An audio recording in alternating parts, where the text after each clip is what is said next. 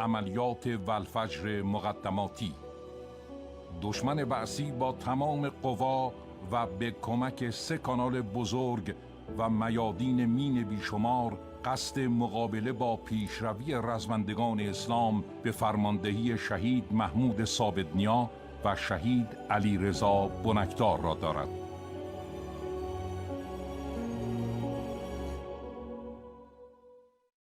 قسمت 9، کمیل تنها نیست. دشت فکه بهمن 61، 3مین شب محاصره. یا وجیها عند الله اشفع لنا عند الله یا وجیها عند الله اشفع لنا. به نظرت منطقه زیادی ساکت نیست؟ چرا؟ حتما دارم بعضی‌ها یه نقشه زیر سر دارن.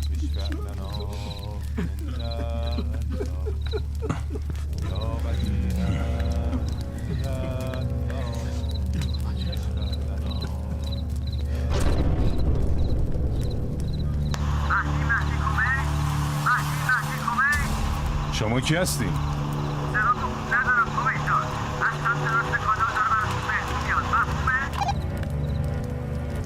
شما کی هستی برادر؟ قضیه مهمون چیه؟ چند دقیقه دیگه مهمونا میرسن. تماس مشکوکی بود. خودشو معرفی نکرد. گفت از سمت راست داره براتون مهمون میاد. سمت راست؟ این بار که بعثیان حاجی. قضیه خیلی مشکوکه. بچه‌ها آماده باشین.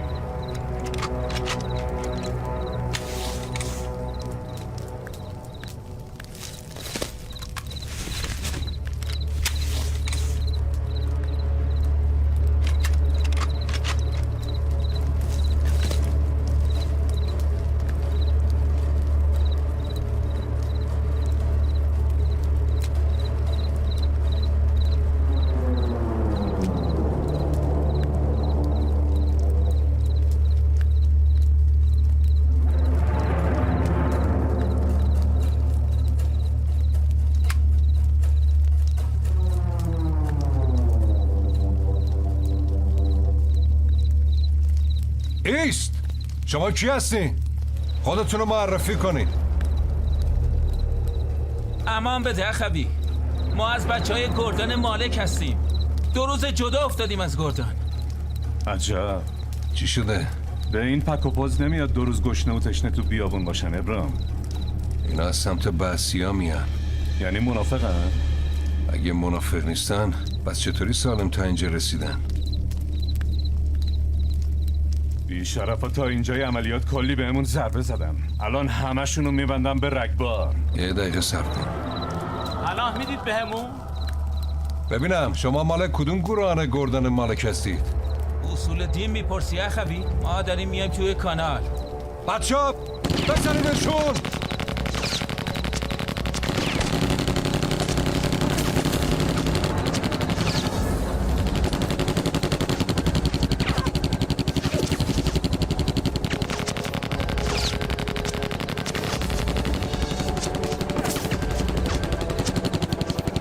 کافیه برادر.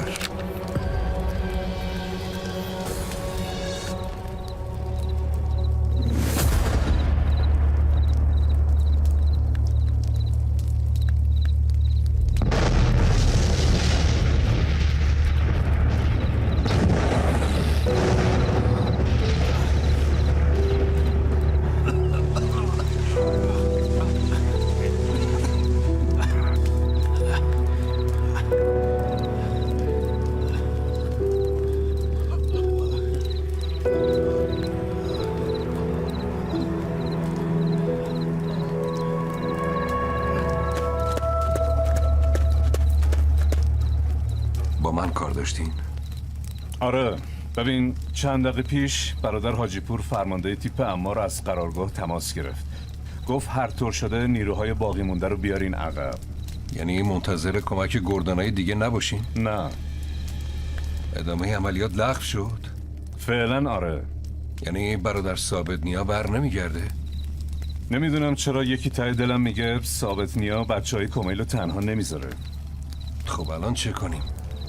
بعد از تاریک شدن هوا باید رزمنده ها رو ببریم سمت کانال دوم.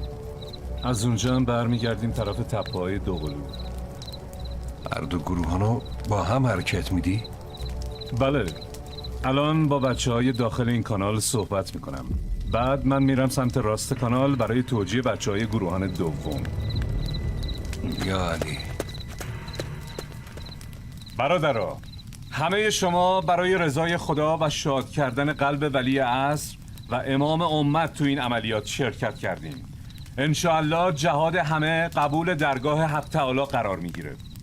به امید خدا طبق دستوری که برادران در قرارگاه بهمون دادن برمیگردیم عقب. یعنی باید برگردیم عقب؟ عملیات ادامه نداره؟ اجازه بدین.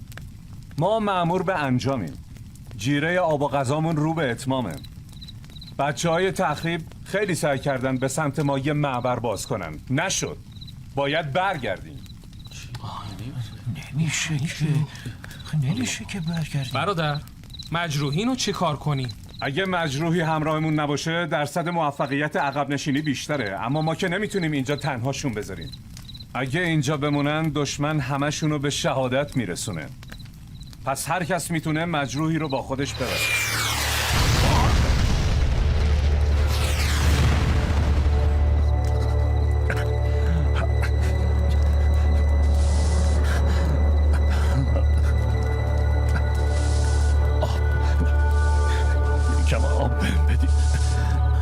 شرمنده بعد از ظهر آخرین قمقمه آب گروهان تموم شد. میشه یا سید بچه یا سید.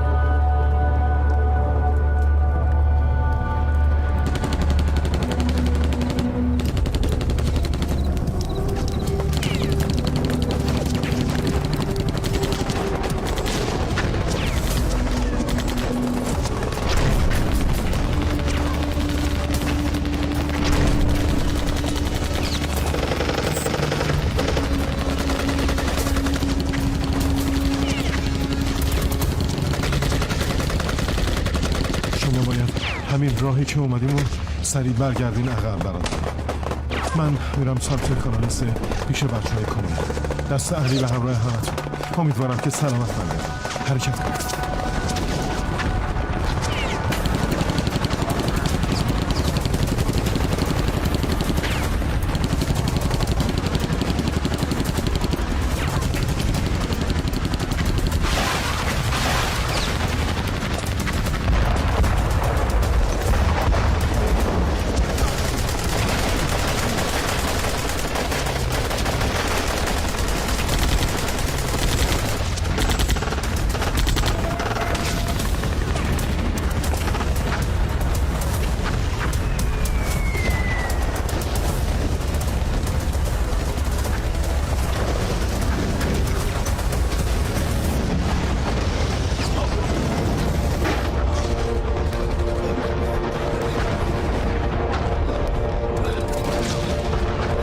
الان وقتشه. همه دنبال من بیاین سمت کانال. به بچه‌ها خبر بده زودتر حرکت کنن.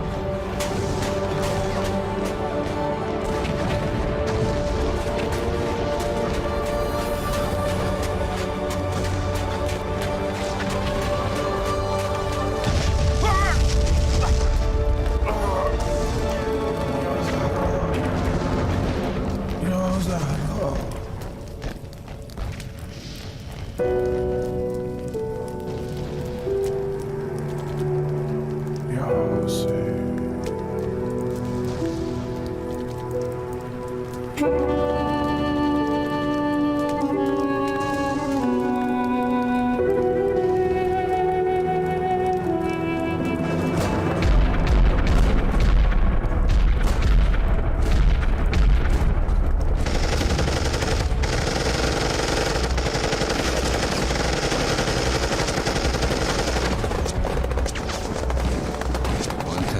مشکل ما برای برگشتن به عقب این چارلولیه که رو خاکریز دشمنه. من حاضرم برم جلو منهدمش کنم. منم حاضرم به این رفیقم کمک کنم. ممکنه برگشتی تو کار نباشه. نجات بچه ها برای من افتخاره. منم فدایی امام و مردمم.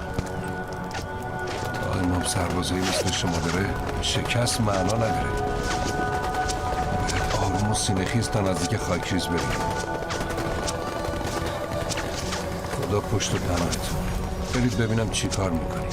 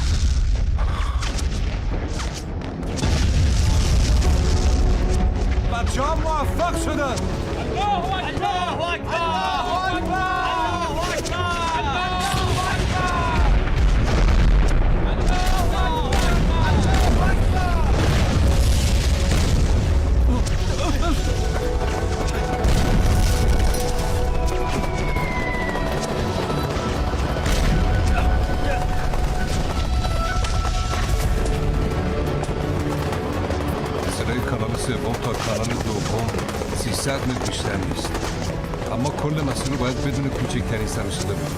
اگه شناسایی شدیم برادرای آرپیجی زن فوری به حسابشون برسیم. آماده این؟ یا علی؟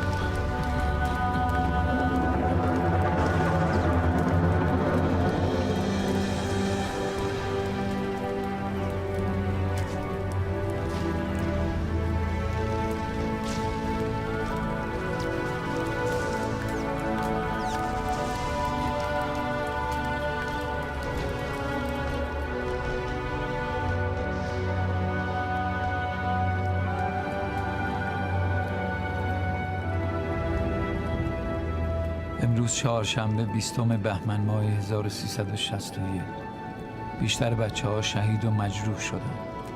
هر ساعت که می‌گذرد مجروحین بیشتری شهید می‌شوند. آب و نان و پانسمان نداریم. مهماتمان در حال تمام شدن است. اما توکل و ایمان رزمندگان لحظه به لحظه بیشتر می‌شود. باید به نوبت نگهبانی بدیم. هر 50 متر یه نفر.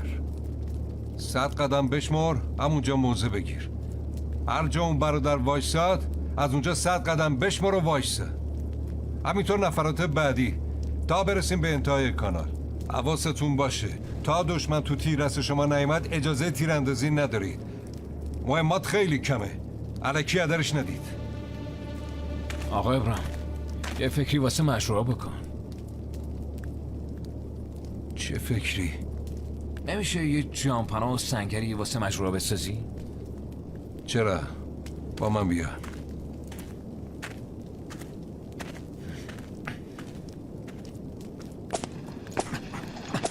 باید تو خود دیواره کانال چند تا جانپناه برای مجروحات درست کنیم تا از انفجار خمپاره و سرما در امان باشن.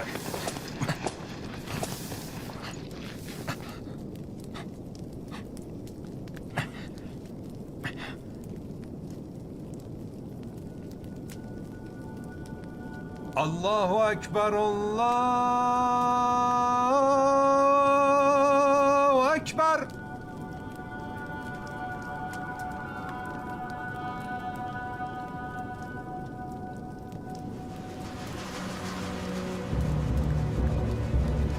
برادر برام تیمم کن. چشم.